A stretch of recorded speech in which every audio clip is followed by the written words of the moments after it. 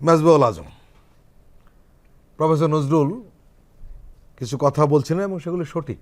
সংকটটা হয়েছে যে আমলাতন্ত্র শক্তিশালী হলে গণতন্ত্র সমস্যা পড়ে যায়, যেটা প্রফেসর নজরুল বলছিলেন। আমলাতন্ত্র শক্তিশালী কিন্তু আরেক কারণে হয়। কেন হয়? সেটা হলো যখন রাজনৈতিক নেতারা দুর্বল থাকে এবং যদি ভোটাধিকার না থাকে, ভোট ছাড়া যদি তারা নির্বাচিত হয়। এই যে দীর্ঘদিনের প্র্যাকটিস আমলাদের, ভোট ছাড়া এমপি মন্ত্রীদের পেয়ে তাদের উপর তারা ছড়িয়ে ঘোরাতেন, সেই অভ্যাসটা থেকে তারা কিন্তু বেরিয়ে আসতে পারছেন না। আপনার কি মনে হয়? ফিল্ড লেভেলে আমলাগণ যে পলিসি ইমপ্লিমেন্টেশন লেভেলে যে কাজ করেন, সেখানে কিন্তু একটা রাজা প্রজার সম্পর্ক তৈরি করা হয়েছে। মানে জনগণকে তারা মনে করে যে এগুলো তো আমাদের দাস, আর আমরা হচ্ছে অফিসার। বিশাল ভাবসাব, বিশাল গাড়ি, চলাফেরা, প্রোটোকল, এই ধরনের একটা ট্রেন্ড তৈরি করা হয়েছে। এবং প্রত্যেকটা নির্বাচনের আগে আগে আপনি দেখবেন যে প্রত্যেকটা ডিসি ইউনোকে নতুন নতুন দামি দামি গাড়ি দেওয়া হয়। একটা গাড়ির মডেল চেঞ্জ করে দেওয়া হয়, তার গাড়িতে কোনো সমস্যা নাই, কিন্তু তাকে মডেল চেঞ্জ করে নতুন গাড়ি দেওয়া হচ্ছে খুশি করার জন্য। এইভাবে সরকার আমলাদের উপর নির্ভরশীল হয়ে পড়েছিল, কারণ ভোট ডাকাতির কাজটা, ভোট চুরির কাজটা, মেকানিজমের কাজটা কিন্তু মূলত তারা করে, আর শক্তি প্রয়োগের কাজটা করে হচ্ছে পুলিশ বাহিনী। এভাবে দুইটা শ্রেণী এই ফ্যাসিবাদ কায়েমে তারা ভূমিকা রাখছে। আমি বলছিলাম আপনাকে যে কয়েকটা উদাহরণ দিতে আমি চাচ্ছিলাম।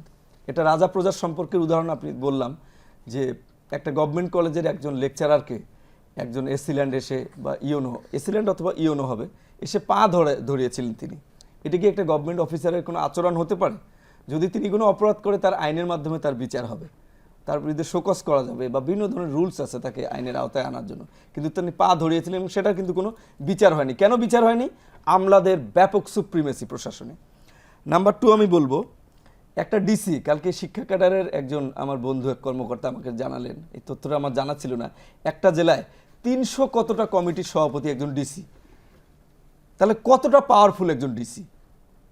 তারপর রংপুরের ডিসির কথা আমি আপনাকে বলতে পারি যে একজন বিশ্ববিদ্যালয়ের একজন অ্যাসোসিয়েট প্রফেসর, তার সাথে দেখা করতে গিয়েছিলেন, তিনি ডিসিকে গিয়ে কেন স্যার বললেন না, সেটা নিয়ে তার উপর চড়াও হয়েছিলেন যে কেন তাকে স্যার বলা হলো না। হ্যাঁ, তারপরে কি করলেন, ওনার ছোট বাচ্চাকে নিয়ে উনি একাই একটা প্লেকার্ড হাতে নিয়ে, যে এটার আমি বিচার চাই, স্যার বলতে বাধ্য করার জন্য, তারপরে উনি এসে তার কাছে মাপ চেয়েছিলেন। এই ধরনের অধ্যত্বপূর্ণ মনোভাব প্রত্যেকটা জায়গায় তৈরি হয়েছিল। এটি হচ্ছে ফ্যাসিবাদের অপরিহার্য পরিণতি। ফ্যাসিবাদ যখন কায়েম হবে, তখন আমলাতন্ত্র এই জায়গায় যেতে বাধ্য, কারণ আমলাতন্ত্র হচ্ছে ফ্যাসিবাদের বিশ্বস্ত সহযোগী।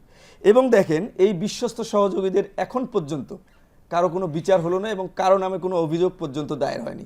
এটি বর্তমান সরকারের জন্য অত্যন্ত লজ্জাজনক, এবং তারা প্রতি পদে পদে এই আমলারা, আমার বিশ্বাস, এবং আমি তার সুস্পষ্ট লক্ষণ দেখতে পাচ্ছি যে গভর্নমেন্টকে ফেল করানোর জন্য তারা যত ধরনের কাজ সবই তারা করবে। সুতরাং গভর্নমেন্টকে এখানে শক্ত হতে হবে। ইতিমধ্যে একটা কথা শুনেছি যে জনগণ কোনো অফিসারকে আর স্যার বলবে না। এটা খুব স্ট্রংলি ফিল্ড লেভেলে থেকে একেবারে সচিব পর্যায় পর্যন্ত প্রত্যেকটা জায়গায় এটা ইমপ্লিমেন্ট করতে হবে। প্রয়োজনকে জনগণকে স্যার বলবে তারা।